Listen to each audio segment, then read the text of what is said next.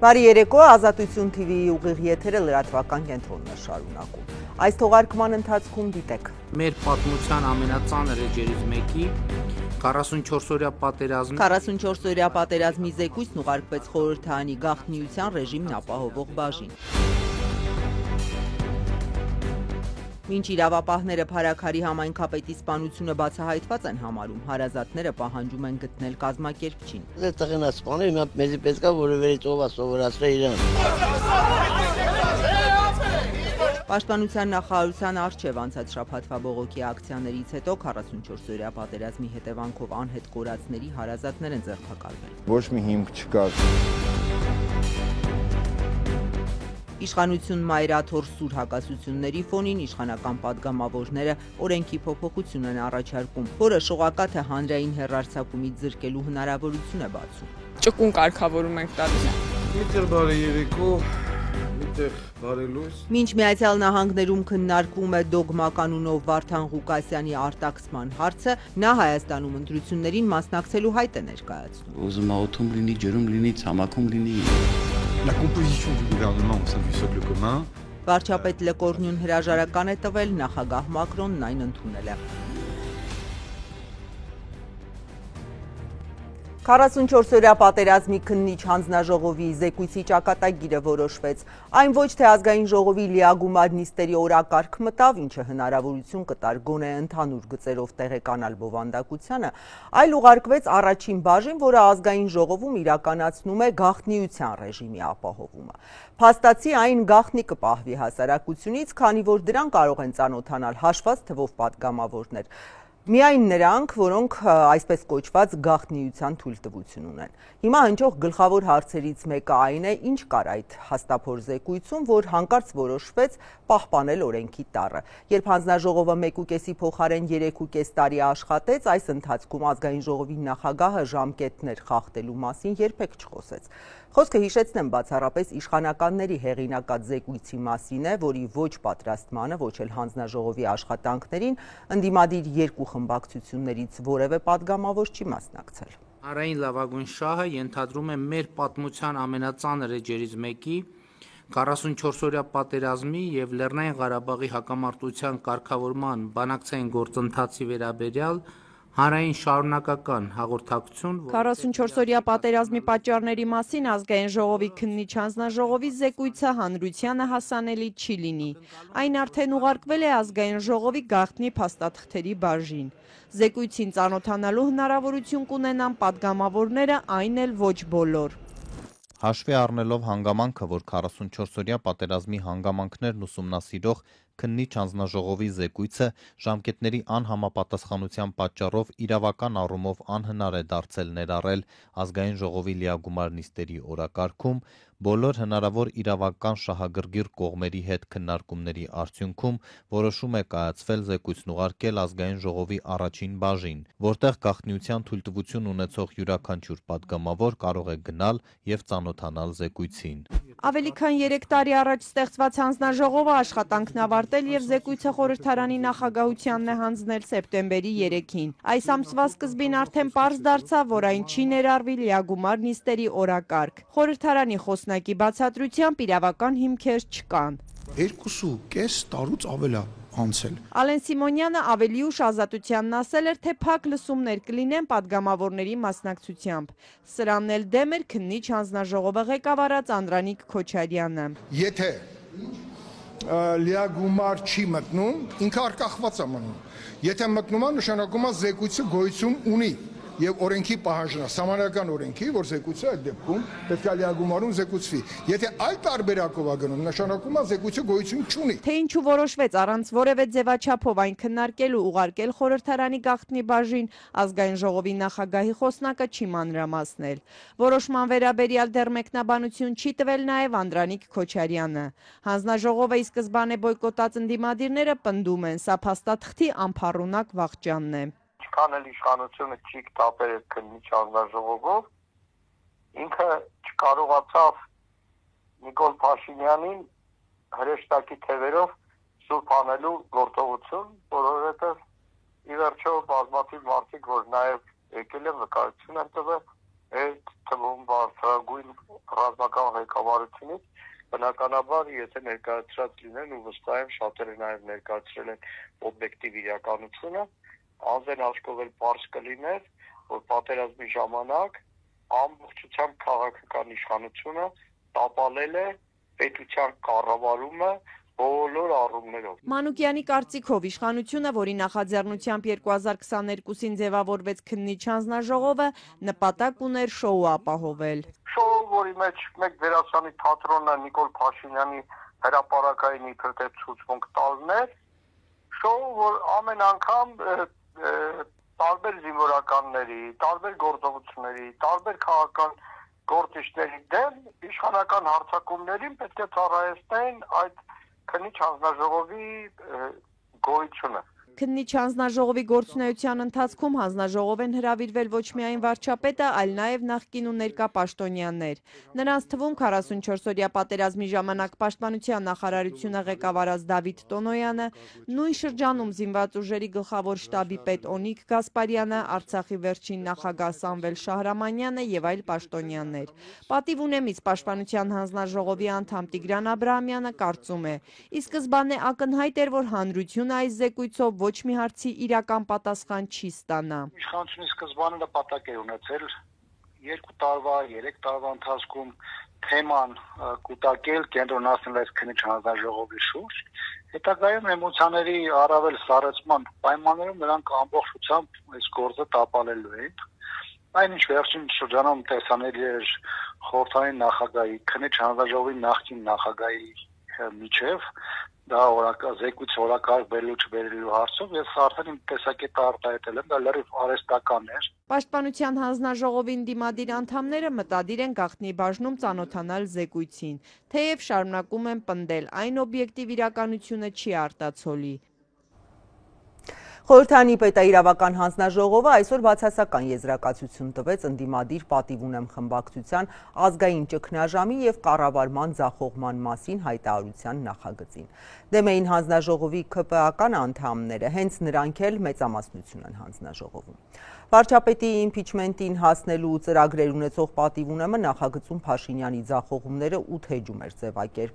ձևակերպել, խարխլված է ազգային անվտանգության համակարգը, ըստ նրանց Արցախը կորսված է, գերիների հարցը չլուծված, Հայաստանի տարածքային ամբողջականությունը խաթարված, տապալված է նաև հայոց ցեղասպանության ճանաչման միջազգային օրակարգը։ Հայտարարության նախագծում նշվում է նաև ժողովրդավարության նահանջի, ծաղկող կոռուպցիայի, հովանավորչության մասին։ Այդ հիմնավորումները հանձնաժողովում դարձյալ թարմացրել են իշխանության եւ ընդդիմության փոխադարձ մեղադրանքները։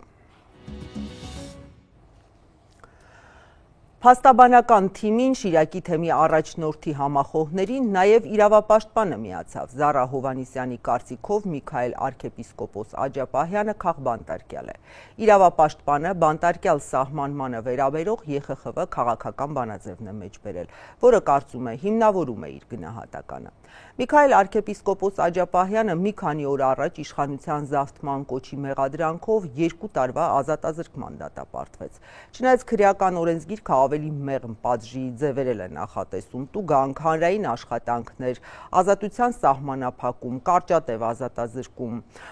բայց մոտ 2 տարի առաջ արած հայտարարության համար ընտրվեց ամենախիստը ազատազրկումը։ Այս դեպքում մենք տեսնում ենք, որ Հայաստանում նման իրավիճակներում հայտնված դատավճռի շրջանակներում եղել է վճիռ միայն, որը արձանագրել է մեղքը, միևնույն ժամանակ նշանակելով պատժաչափը որպես տուգանք ընդամենը։ Այսինքն ազատազրկման պատժաչափ որևէ կերպ չի նշանակվել Հայաստանում, ուստի մենք կարող ենք ակնհայտորեն տեսնել այս բանաձևի շրջանակներում, որ անձը դատապարտվել է այլոց համեմատ ավելի խիստ պատժով, միևնույն ժամանակ խիստ պայմաններով եւ խտրականորեն։ Այս բանաձևը հստակորեն կարող է հիմնավորել, որ տվյալ անձը քաղաքական բանտարկյալ է։ Միևնույն ժամանակ այս դատավճիռը նաև որոշակիորեն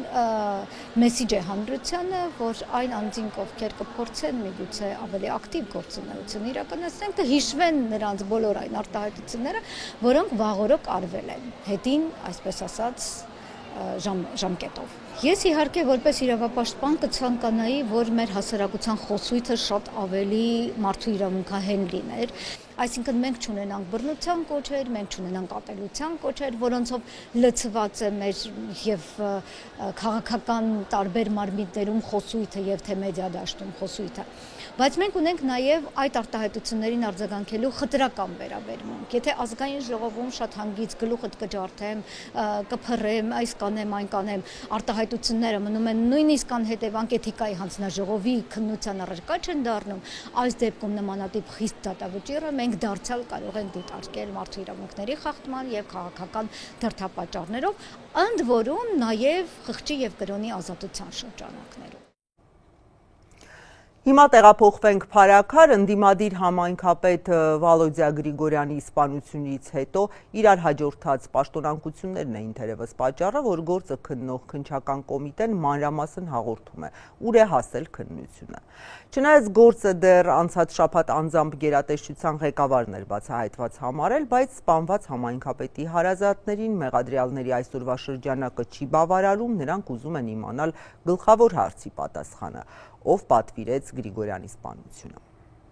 Վալոդիա Գրիգորյանի սպանության համար մեղադրվող Գևորգ Հարությունյանին իրավապահներն այսօր առավոտյան ուղեկցել են Մերձավանի գերեզմանոց։ Քննչական կոմիտեից տեղեկացնում են մեղադրյալը ցուցմունք էր տվել, թե այս տարածքում է կրակել սովորել։ Տեղում քննչական գործողություններ են կատարվել։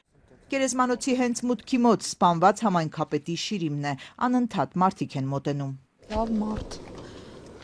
Միայն լավ գիտենք իր համար, ափսոսում ենք շատ։ Սպանությունը 2 շաբաթ առաջ էր, իրավապահներն այն արդեն բացահայտված են համարում։ Փարաքարի ընդդիմադիր համայնքապետին ու նրա ընկերոջը սպանողը Գևորգ Հարությունյանն է, սպանությանն աջակցողը Նարեկ Օհանյանը, երկուսն էլ կալանավորված են։ Թե ոստիկանությունը, թե քննչական կոմիտեն այս սպանությունը համարում են փետրվարին նույն համայնքում տեղի ունեցած արյունոտ միջադեպի շարունակությունը։ Այդ ժամանակ Նարեկ Օհանյանի եղբայրն էր սպանվել, նրանք համայնքի նախկին վարչական ղեկավար ԿՊԱ-ական Մհեր Ախտոյանի զարմիկներն են։ Մերձավանցիները սակայն հանցագործությունը բացահայտված չեն համարում։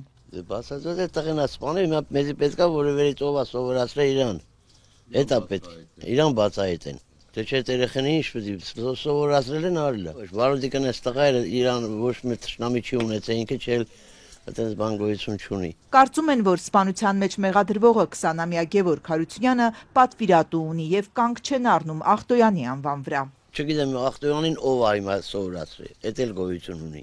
Ըստ քննչական կոմիտեի Գևորգը խոստովանել է, որ սպանողն ինքն է, որ վրեժխնդիր է եղել Նարեկի սպանված եղբոր համար։ Նարեկ Օհանյանը հերքում է դեպքին իր մասնակցությունը, փաստեր ունի, որ սպանության ժամին տանն է եղել։ Քննչականն էլ տվյալներ ունի, որ իր նորակառույց տան բակում Նարեկը կրակ է թեժացրել, որ քիչ անց այրի մարդասպանի հագուստը։ Մերձավանցիները նրա մասին շատ ասելիք չունեն։ Զսպված Զսպված տղեն այն խելոք տղենա, որ ոչ մի բանին չի խառնվում։ Այդ է զսպվածը։ Նարեկի ընտանիքը, Գևորգինը եւ Ախտոյանները համայնքում չեն, նրանց դատարկ տները ոստիկանական հսկողության ներքո են։ Ընտանիքները փախել են, թե հանել են, տարել են, չգիտեմ, բայց ստե չեն։ Գյուղում տեղեկացանք, որ նախկին վարչական ղեկավար Ախտոյանը դեպքից 9 օր առաջ հեռացել է Հայաստանից։ Փախնեն այդան, որ ժողովուրդը խախանդ ապրի։ Ոստիկանական ուժերի ներկայությունը համայնքում մի կողմից ապահովություն է ներշնչում բնակիչներին։ Ստենում ենք, որ օրգանի աշխատողներն իրենց գործը անում են։ Մյուս կողմից վկայություն է այն մասին, որ ռիսկերը չեզոքացված չեն։ Հələ հանգիստայների տենանք, հանգիստ կմնան, թե էլի գելին իրար տեն։ Վալոդիա Գրիգորյանի մայրը Մարինե Գրիգորյանը որդու սպանությունը ամենևին էլ բացահայտված չի համարում, պետք է կազմակերպիչներին գտնել, ասաց։ Վաղը Փարաքար խոշորացված համայնքում ընդդիմադիր ապրելու երկիրը ավականու իր կազմից նոր համայնքապետ կընտրի։ Կուսակցության համահիմնադիր Մեսրոպ Արաքելյանից տեղեկացանք, թեկնածուն Օնիկ Ախվերդյանն է։ Մարտի ընտրություններում նրա անունը քվեաթերթիկում երկրորդն էր։ Փարաքարի ավականիում ընդդիմությունը մեծամասնություն ունի։ Կարող է Ախվերդյանին առաջադրել ու ընտրել։ Ավականու ԿՊԱ-ական կազմի աջակցության կամ նույնիսկ ներկայության կարիք չկա։ Երեկոյան մոտ էլ քննչական կոմիտեն հայտարարեց նոր ձերբակալությունների մասին, անցած շաբաթ պաշտպանության նախարարության մոտ տեղի ունեցած բողոքի ակցիայից հետո ձերբակալվել են 44-օրյա պատերազմում անհետ կորածների հարազատներ Արսեն Ղուկասյանն ու Աբիջան Գևորգյանը։ Քրեական վարույթը հարուցվել է խուլիգանություն եւ նախաքննության եւ պաշտոնյայի ծառայողական կամ քաղաքական գործունեությանը միջամտելու հոդվածներով։ Քիչ առաջ հայտնի դարձավ, որ Աբիջան Գևորգյանն արդեն ազատ է արձակվել։ Նրան մեղադրանք չի առաջադրվել։ Անցած շաբաթվա ակցիայի ժամանակ անհետ կորածների հարազատները Պաշտպանության նախարարություն արդեն 5 տարի իրենց տանջող հարցով էին գնացել, որտեղ են իրենց զավակները եւ ինչ է անում պետությունը նրանց որոնելու հայտնաբերելու համար։ Պաշտպանության նախարարության անցակետի մոտ իրադրությունը մի քանի անգամ լարվել էր, ծնողները փորձում էին մուտքը փակել, նրանց ի վերջո ընդունել էր զինված ուժերի գլխավոր շտաբի պետ Էդվարդ Ասրյանը, այդ հանդիպումից էլ սակայն հարազատները բավարարված չէին, բայց հետագայում էլ հանդիպելու պայմանավորվածություն ձեռք բերվել էր։ Այսօրվա ձերբակալություններից հետո մի խումբ հարազատներ հավաքվել էին կառավարության շենքի առջև։ Հորինված ինչ-որ մեղադրանքներ են, լրիվ կարված գործեր են, որովհետև ոչ մի հիմք չկար Արսենին ու Աբիջանին ձերբակալելու։ Անհիմն ձևի մեզ տղեկին, մեր ծնողներին ուզում են լրացնել։ Որ ասում են ծնողները շշերով հարվածել են ռազմական ոստիկանության ներկայացուցիչներին։ Ինչ շիշ։ Ինչ շիշ։ Ջրի շշերով հարվածել են։ Ինչ որ մեկին կպել է ջրի շիշը։ Տեսանյութերը կա, թող ցույց տան, չկա տես բան։ Ընդհանրապես, այսպես ասած, ծնողները իրենց վրթովմունք են հայտնել, որևէ մի լուրջ բան տեղի չի ունեցել, բայց իրենց մի sense առիթ է պետք, որ հերթական ծնողին, հերթական մարդուն, որին որ պետք է խոնարհվեն, որին որ պետք է հարգանք մատուցեն, որին որ ուշադրություն պետք է մատուցեն, բայց ինչ մնաց այդ ծնկաչոք ԿՊ ժողովների ժամանակ այդ ծնկի գալ ասում ես խոնարհվում եմ ծնողների առաջ, sense ես խոնարհվում ծնողների առաջ։ Էտա քո խոնարհումը ծնողների առաջ։ Օրը մեկին բանտարկելով, օրը մեկին անազատության մեջ պահելով, դրանով է դրսևորվում քո արգանքը։ Փոխանակ ես մարդկանց պատասխան տակ, պատասխանի տեղը տանում եք մարդկանց անազատության մեջ։ Պատասխանի տեղը ծեծում եք այս մարդկանց։ Խոշտանգում եք այս մարդկանց, փոխանակ պատասխան տակ, ասում եք չէ, ձեր երեխաներին տարել ենք անհայտության մեջ ենք, բայց ձեր երեխաները այսօր զոհված են, հիմա հերթը ձեր հերթն է, եկե ձեզ պիտի խոշտանգենք, ինչ է սա նշանակում։ Եթերում Ազատության լրատվական կենտրոնն է, մեր լուրերին կարող եք հետևել նաև Ազատության տելեգրամյան ալիքում, իսկ այս ծրագրի երկրորդ մասում առաջարկում եմ դիտել։ Իշխանություն մայրաթոր սուր հակասությունների ֆոնին իշխանական պատգամավորները օրենքի փոփոխություն են առաջարկում, որը շողակաթը հանրային հեռարձակումից զրկելու հնարավորություն է բացում։ Ճկուն կարգավորում ենք տալիս։ Միտեղ բարի երեկո, միտեղ բարի լույս։ Մինչ Միացյալ Նահանգներում քննարկվում է դոգմա կանունով Վարդան Ղուկասյանի արտաքսման հարցը, նա Հայաստանում ընտրություններին մասնակցելու հայտ է ներկայացնում։ Ուզում օթում լինի, ջրում լինի, ցամաքում լինի։ La composition du gouvernement au sein du socle commun. Վարչապետ Լեկորնյուն հրաժարական է տվել, նախագահ Մակրոնն այն ընդունել է։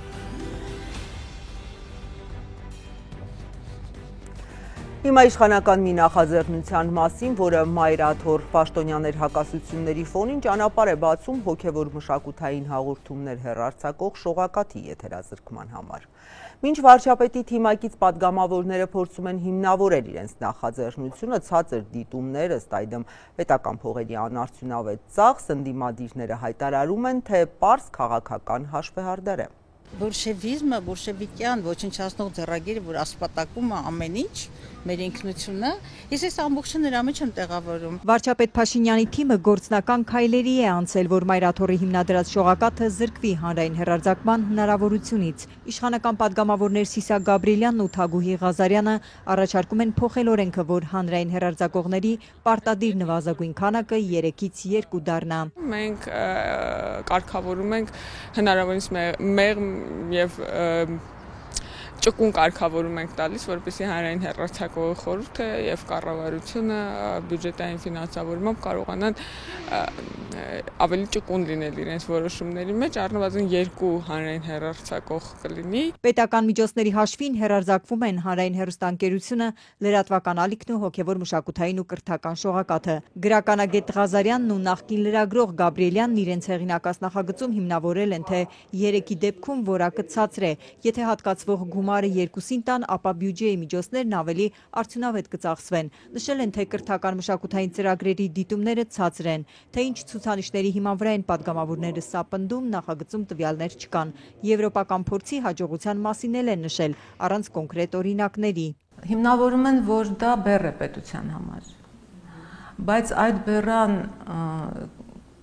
ուղիղ կեսը ստանցնել է մայրաթոռը։ Եվ մի ինֆորմացիա ասեմ, որ շողակաթ հեռուստաընկերության արտադրանքը տարեկան 600,000 դրամով է տրամադրվում ալիքին, հանրային ալիքին, այսինքն ամսական դա կազմում է 50,000 դրամ։ Փաշինյանի թիմակիցների հիմնավորումը շողակաթ հեռուստաընկերության տնօրենին չի համոզել, ինչ ցուցանիշների հիման վրա են նշել ցածր դիտումների մասին, ինչ վերլուծությամբ են առաջնորդվել, հարցնում է Մանյա Ղազարյանը, որ նախագծում ոչ մի փաստարկ չի գտել։ Մի կողմից ասում է կրթության կարևորությունից են խոսում, մյուս կողմից կրթական մշակութային հեռուստաընկերության դեմ պայքարում։ Հիմա երկրում լայնորեն իրականացվում է կրթությունը նորաձև է շարժումը եւ այդ դեպքում ինձ համար մի քիչ անդրամաբանական է, որ հանրային հեռարձակողի տիրույթից հանվում է մշակութային ալիքը։ Չլինի այդ 206 միլիոնն էլ տանքը մեկին, ինքը հարստացնի իր մշակութային կրթական բազան հաղորդումների ավելի շատ պրոդուկտ է եւ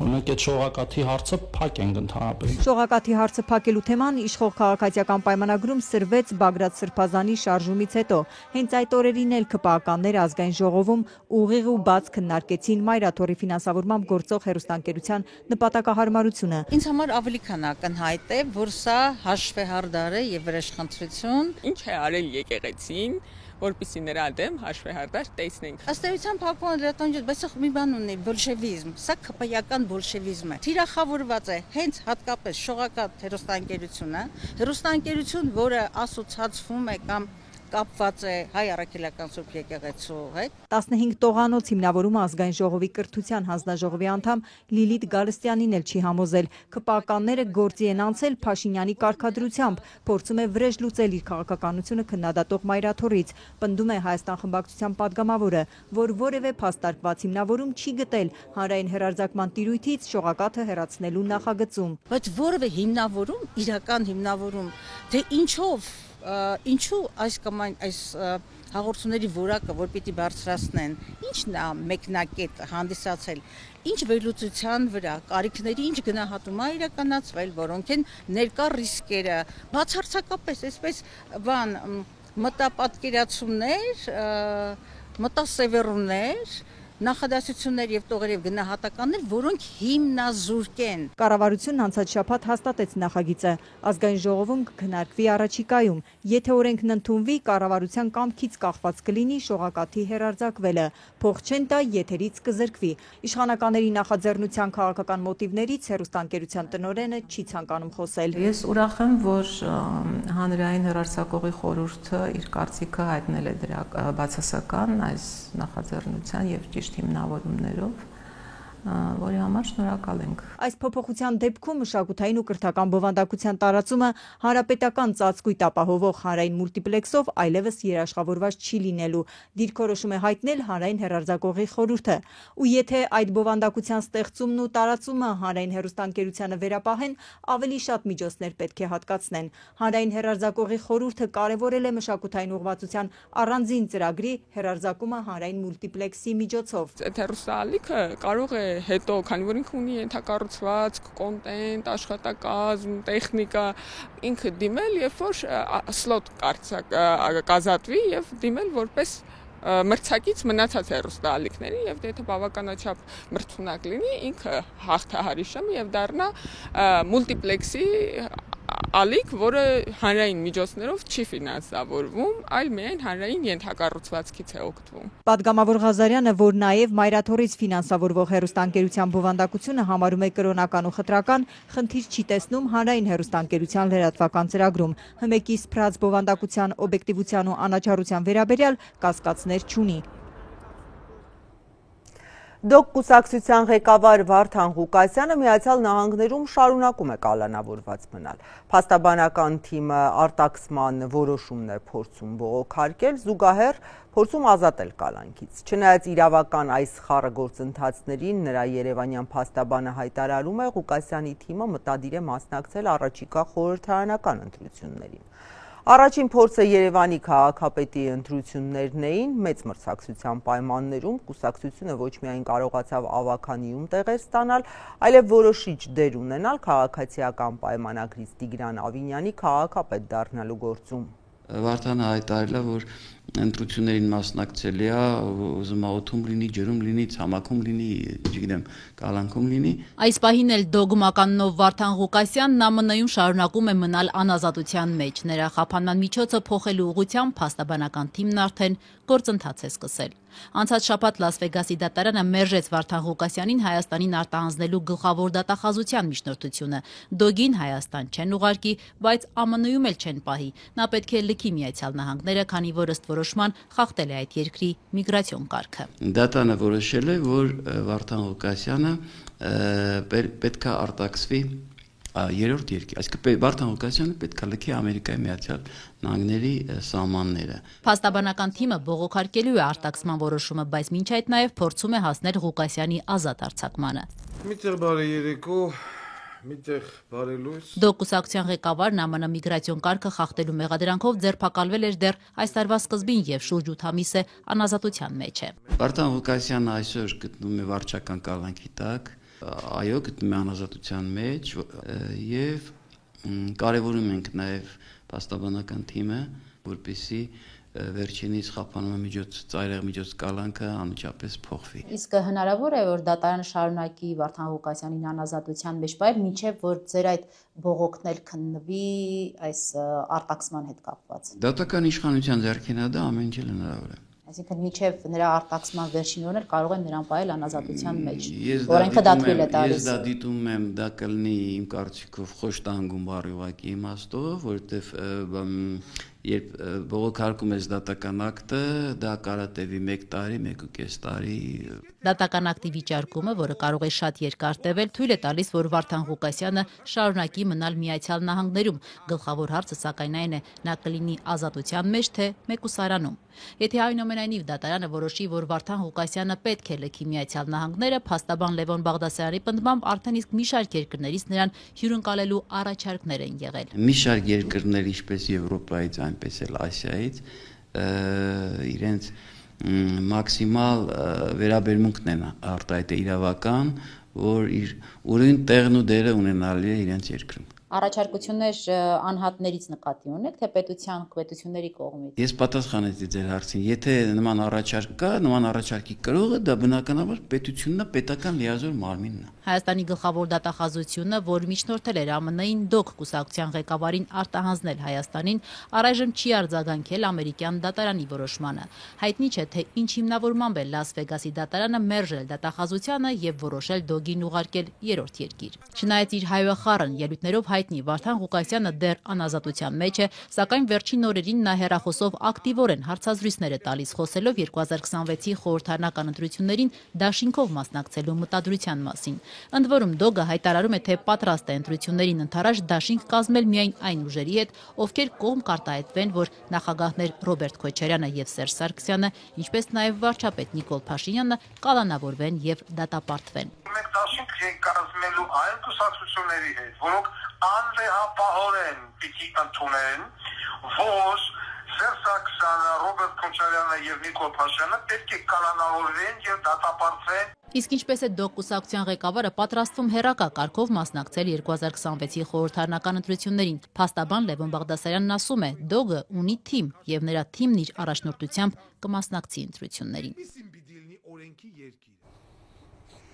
Հիմա միջազգային լրահոսին դառնանք, Իսրայելը եւ Համասը Եգիպտոսում կքննարկեն պատերազմն ավարտելու պատանդներին ազատ արձակելու հարցերը։ Թրամփը, որ այս հանդիպման գլխավոր միջնորդն է, կոչ է արել բոլոր կողմերին մեջբերեմ արագ գործել։ Թե այս հանդիպումն ինչպես կօգնի դադարեցնել արդեն 2 տարի շարունակվող պատերազմը, ժամանակը ցույց կտա, բայց բանակցությունները դժվար թե կարճատև լինեն։ Եգիպտոսի, Քաթարի եւ Միացյալ Նահանգների միջնորդությամբ Շարմ էլ-Շեյխում այսօր կանցկացվեն Իսրայելի ու Համասի անուղղակի բանակցությունները ԱՄՆ նախագահի խաղաղության ծրագրի պայմանների շուրջ, վերջ դնելու Գազայում արդեն 2 տարի ընթացող պատերազմին եւ ազատ արձակելու իսրայելցի պատանդերին եւ պաղեստինցի բանտարկյալներին։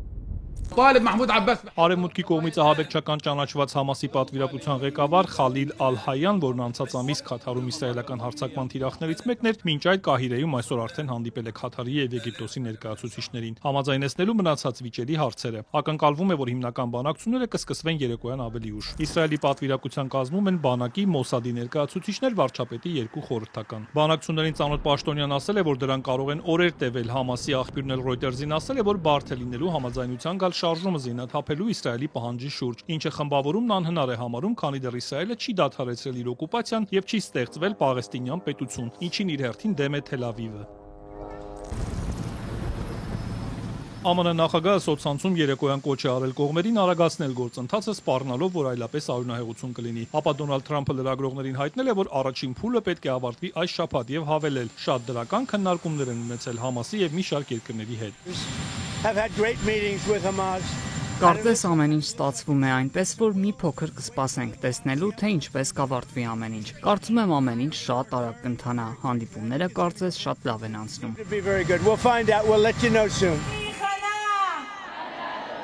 Համասն ուրբաթ համաձայնել է ազատ արձակել իսրայելցի 47 պատանդերին, որոնցից մոտ 20-ը ենթադրաբար ողջ են, սակայն նաև ցանկանում է բանակցել Թրամփի ծրագրի մյուս մասերի շուրջ։ ԱՄՆ նախագահի 20 կետանոց ծրագրով Համասի կողմից բոլոր պատանդերի ազատումից 72 ժամ անց Իսրայելը պետք է դադարեցնի ռազմական գործողությունները, ազատի պաղեստինցի հարյուրավոր բանտարկյալներին, աստիճանաբար դուրս բերի իր զորքը Գազայից։ Այն նաև նախատեսում է Համասի զինաթափում Գազայում միջազգային կառավարմամբ խաղաղության խորհրդի ձևավորում եւ բացառում է Համասի մասնակցությունը Գազայի հետագա կառավարմանը։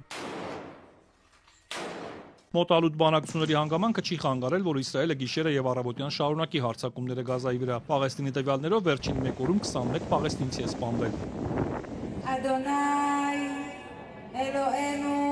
Պատանդերի հնարավոր ազատ արձակման լուրերի ֆոնին երեկոյան Թել Ավիվում հարյուրավոր մարդիկ են հավաքվել եւ աղոթել նրանց վերադարձի համար։ Իսրայելցի մահացած պատանդերից մեկի հորեղբայրն ասում է, որ շատ ոգևորվեցին, երբ ուրբաթ լսեցին Թրամփի հայտարարությունը պատանդերի հնարավոր փոխանակման մասին։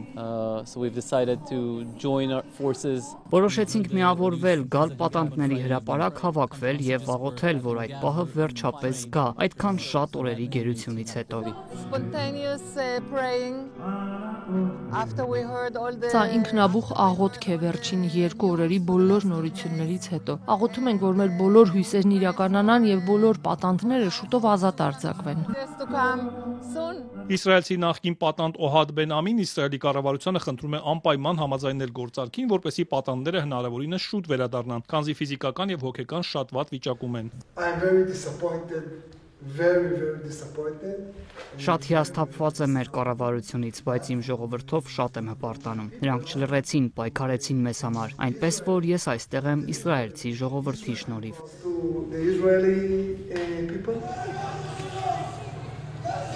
Մի շարք երկրներում էլ հավաքներ են անցկացվել ի պաշտպանություն պաղեստինցիների։ Ստամբուլում 3 մարդաշատ հանրահավաք եւ երթ է տեղի ունեցել։ Բելգրադում բազմամարդ երթի մասնակիցները կառավարությանը կոչ են արել ավելի կոշտ դիրքորոշում ընդունել Գազայում պատերազմի դեմ։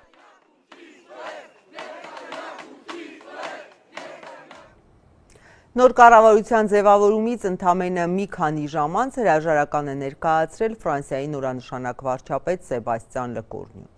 Նախագահը այն ընդունել է։ Այս լուրը թերևս սովորական թվար, եթե այլ իրավիճակում լիներ, օրինակ չներկայացվեր կառավարության ձևավորումից ժամեր հետո, կամ վարչապետը 1 ամսից քիչ պաշտոնավարած չլիներ։ Վերջին տարիներին Ֆրանսիայի գործադրի ղեկավարների կարճատև կառավարման մասին էլ չեմ խոսում, որը օրինաչափություն է կարծես դառնում, երկրի համար ծանր տնտեսական հետևանքներով։ Անսպասելի եւ աննախադեպ հենց այսպես կմնա վարչապետ Սեբաստիան Լեկորնյուի այսօրվա հրաժարականը Ֆրանսիայի նորագույն պատմության մեջ։ Մինչ օրս կառավարության որևէ առաջնորդ պաշտոնից չէր հեռացել այդքան արագ ու անակնկալ, սեփական կաբինետի ձևավորումից ընդամենը 14 ժամ անց, էլ ավելի խորացնելով քաղաքական ճգնաժամը Եվրագոտու երկրորդ խոշորագույն երկրում։ En ce lundi matin, Այս երկուշաբթի առավոտվա դրությամբ այլևս չկան պայմաններ, որոնք թույլ կտան ինձ կատարել վարչապետի պարտականությունները։ Լեկորնոյի կառավարությունն ամենակարճ կյանքն ունեցավ Ֆրանսիայի պատմության մեջ եւ տապալվեց նախարարական առաջին նիստից ժամեր առաջ։ Գրեթե մեկ ամիս առաջ նշանակված վարչապետը պնդեց համագործակցությունից ոչ միայն ընդդիմախոսները, այլև դաշնակիցներն են հրաժարվել։ Ես այս տարի կդառնամ 80 տարեկան, սրա նման բան երբեք չեմ տեսել։ Ամեն մեկն իր մասին է միայն մտածում, ամեն մեկն ուզում է իր ճանապարհն առաջ տանել, սա նորմալ չէ, ամոթալի է անգամ։ Ներքաղաքական աննախադեպ այս ճգնաժամը խորանում է անցած տարվանից, երբ նախագահ Մակրոնը լուծարեց խորհրդարանը իր քաղաքական դիրքերն ամրապնդելու հույսով, բայց արդյունքում հայտնվեց էլ ավելի խոցելի վիճակում։ Խորհրդարան անցած ուժերից որևէ մեկը մեծամասնություն չստացավ, աչերի, ազգայնականների եւ կենտրոնամետների տարաձայնություններն էլ ստիպեցին 1 տարում 3 վարչապետի հրաժարական տալ։ Լեկորնյոյի այսօրվա վերջին խոսքը հնչեց պատգամի նման։ Il faut toujours préférer son pays à son parti. Պետք է երկրից շահը վերդասես կուսակցությունիցդ եւ կարողանալով լսել աջակիցներիդ, միաժամանակ մշտապես մտածես Ֆրանսիայի ժողովրդի մասին։ Շնորհակալություն, շնորհակալ եմ ձեզ։ Et aux Français. Merci à toutes et à tous. Je vous remercie. 39-ամյա Լեկորնյուն անցած գրեթե 1 տարում Ֆրանսիայում հրաժարական ներկայացրած արդեն 3-րդ վարչապետն էր եւ 6-րդը 2022 թվականից ի վեր։ Վիճակագրություն, որ շոկի է ենթարկել ոչ միայն երկրի ներքաղաքական դաշտն, այլև ազդել տնտեսության վրա եւ հանգեցրել Եվրամիության արժույթի կտրուկ անկման։ Լեկորնյոյի հայտարարությունից անմիջապես հետո եվրոն 0.7%-ով արժեզրկվեց։ Ֆրանսիական ֆոնդայի բորսայի Պարի Սեղասենի ցուցանիշը նվազեց միանգամից 2%-ով, բանկային բաժնետոմսերը 4-ից 5։ Շատ անկայուն իրավիճակ է եւ դա սթրես է ստեղծում, անհանգստություն առաջացնում հանրության շրջանում։ Մենք ստիպված ենք լինելու իսկապես նստել, մտածել եւ համատեղ խորհրդացել, որպեսզի կարողանանք բարձ ասած ճիշտ որոշումներ կայացնել այս իրավիճակից դուրս գալու համար։ Լեկորնյոյի իրավիճակից դուրս գալու փորձերը փաստացի տապալվեցին, երբ նա կառավարությունը ձևավորելիս նախապատվությունը տվեց իր նախորդի Ֆրանսուଆ Բայրուի կադրերին։ Պաշտպանության նախարարի պաշտոնը վստահեց էկոնոմիկայի նախկին նախարարին, էկոնոմիկայի նախարարի պաշտոնը էներգետիկայի եւ արդյունաբերության նախկին նախարարին, արդարադատության, արտաքին ու ներքին գործերի նախարարներին էլ վերանշանակեց իրենց պաշտոններում։ Արդյունքում նոր կաբինետից դժգոհ մնացին թե աչերը, թե ձախերը։ Հիմա երկու թևն էլ պնդում են, թե կենտրոնամետ նախագահ Մակրոնը կամ պետք է հրաժարական տա, կամ գնա արտահերթ խորհրդարանական ընտրությունների։ Այս ֆարսը պետք է արագ ավարտվի, քսում գրել է ծայրահեղ աչերի առաջնորդ Մարին Լը Պենը։ Անցած ամիսներին նախագահ Մակրոնը, որի պաշտոնավարումն ավարտվելու է 2027-ի մայիսին, բազմիցս է բացառել թե հրաժարականի, թե արտահերթ խորհրդարանական ընտրությունների տարբերակները։ Այսօր Ելիսեյան պալատը միայն 1 սեղմ հաղորդագրություն է տարածել, թե նախագահն ընդունել է Լեկորնյոյի հրաժարականը, ոչինչ ավելին։ Ինքը Մակրոնը դեռ չի խոսել։ Տեղական հեռուստաընկերություններից մեկը միայն ցուցադրել է կադրեր, որտեղ երևում է, ինչպես է նա ինչ-որ մեկի հետ հեռախոսով զրուցելով, միայնակ քայլում Սենգետի ափով։ Եվ վերադառնալով Հայաստան, այսօր աղմուկ հանած դեպքի մասին խոսենք։ Բնապահպանության նախարարությունը տեղեկացրեց, հայտնաբերվել է Շաքիի ջրվեժը գունավորող անձը։ Նա ենթարկվել է վարչական պատասխանատվության, բնության հատուկ պահպանվող տարածքի ռեժիմը խախտելու համար։ Թե սննդային գունանյութով ջրվեժը ներկելու տույժը ինչքան է կազմել, չհաղորդվեց, բայց գերատեսչությունները ակտիվացան միայն այն բանից հետո, երբ համացանցում տարածվեցին Շաքիի ջրվեժում երեխայի սեռը որոշելու այսպես կոչված գենդեր փարթիի լուսանկարները։ Ու ակտիվ քննարկումներ սկսեցին, զուգահեռ մեմեր հայտնվեցին, թե էլ որտեղ կարելի է Հայաստանում գենդեր փարթի կազմակերպել։ Լավ տարբերակ էր համարվել ատոմակայանը, որը Շաքիի ջրվեժի նման պահպանվող տարածք է։ Բնության հատուկ պահպանվող տարածքներում, որոնք որ համապատասխան օրենսդրական ակտերով ամրագրված է դրանց պահպանության, ուրեմն ռեժիմները, որ այնտեղ համապատասխան ձևով պետք է կատարվի այդ ամեն ինչը, տեսնում ենք բացի թողի վիճակ։ Այսինքն նույնիսկ այդ տարածքներում մենք այդ խնդիրը տեսնում ենք։ Սա արդեն լուրջ թերացումների, բացթողումների մասին է։ Մենք ունենք բավականին մեծաթիվ խախտումներ լրջագույն տնտեսվարողների կողմից, դա լինի փոքր հիդրոկայանի տնտեսվարող սուբյեկտ կամ հանքարդյունաբերական ինչ-որ ձեռնարկություն կամ ինչ-որ այլ անհատ կամ